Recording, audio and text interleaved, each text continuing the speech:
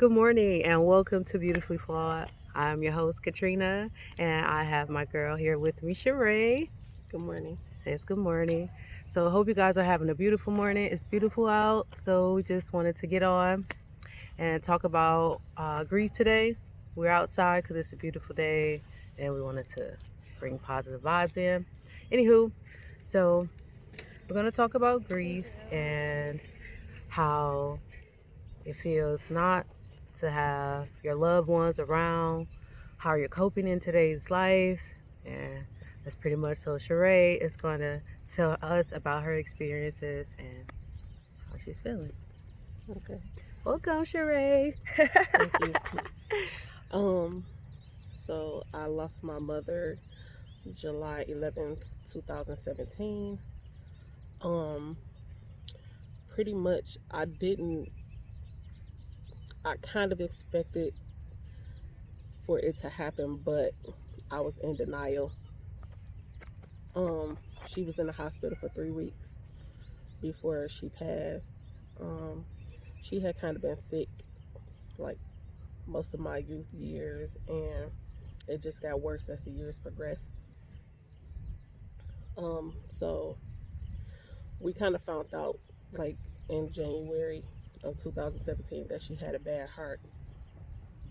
So she was in and out of the hospital, um, in and out of the hospital from that January all the way up until July. And pretty much her heart just got worse and worse. She also had COPD and she had other health ailments. And pretty much with everything that was going on with her heart just like got weaker and weaker as the time progressed. And she had a bad cough. So I think the cough pretty much weakened her heart also. So on July 11th is the day that she passed away. I also lost my father October 28th, 2019. He battled cancer at least 4 times. Um, the first time he had cancer was prostate cancer. That was back in like 2000, I'm sorry, 1997, 96, 97. He beat that. Then he ended up with thyroid cancer. The thyroid cancer, it covered his voice box. So they had to remove his voice box, and they he ended up being a trach patient. Oh, wow. Um they After they did the surgery, they got rid of it. Well, at least they thought they did, but it transferred a part of the cancer transferred from his thyroid to his kidneys. Mm-hmm. It lied dormant in him for at least a year before they really detected it. Um,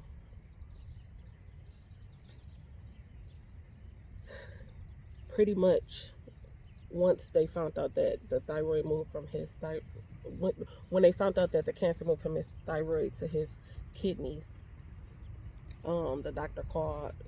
He called my phone and he told me that he needed to speak with me, with my father, and he wanted to know if I could come to my father's next appointment at Carmano's. I went to the appointment. I pretty much knew what he was going to say to me. Mm-hmm. We went to his appointment, and at that appointment, they pretty much said that it was nothing else that they could do. The cancer had started spreading. It spread from his kidneys, all in his stomach, in his chest. Um, he had a fall back in August of 2019, and from that fall, he was on the floor because he stayed by himself. He was on the floor for at least 12 hours before my uncle found him. So after the fall, he ended up in the hospital. Um, I'm sorry. It's okay. It's okay. Yeah, he ended up in the hospital, and from there, because I couldn't really take care of him, I've never like had to like lift anybody. I'm not a nurse or anything like that. Mm-hmm. I work in customer service, so All right. it was kind of hard to, you know, do anything with no help. Mm-hmm. So, and I'm working full time. So they suggested that I put him in a rehabilitation center, which is also a nursing home. So he was going from the hospital to the rehabilitation center, back and forth, from August until October when he passed away. He never really got his strength back, and from him being able to walk or anything like that. But even though I was working, I was still going to check on him every day to make sure he had whatever he needed or wanted. Mhm. His favorite thing was snacks. Like snacks. He wanted it every day. Who doesn't love snacks? Yeah, every day, all day. So I had to make sure I gave him what he wanted. Right. Now, as with my mother, I was in denial of her, like, not being here, like not making it. I was in denial. I thought that she was getting better and that she would go home eventually. With my father, I knew, like, I prepared myself. I knew that his day was coming. So I pretty much prepared myself for it, and I didn't take it as hard as I did with my mother passing away. So, like, how are you now? Or how is day-to-day life? Day-to-day life is right now is horrible. I wake up every day. I try to be myself. I'm naturally a goofy person. I like to laugh. I like to have fun. I like to joke, and I still do that. But deep down inside, I'm screaming every day. I'm crying. I wake up every day, and I don't know what kind of day I'm having or what kind of day I'm gonna have. It's hard. I grew up in a two-parent household. I've never been without my parents. Never. From the day I was born, never been without my parents. So it's very different. It's like you don't know if you're going or coming. It's hard. And it's like I have my days, they're up and down. Sometimes I can get up and I'll be okay. Most of the time I wake up crying. It's hard. It's very hard. So do you have a support system? I do. Like, I have great friends. My family, even though I don't know anybody really on my father's side of the family. Only the few people that's here in Detroit.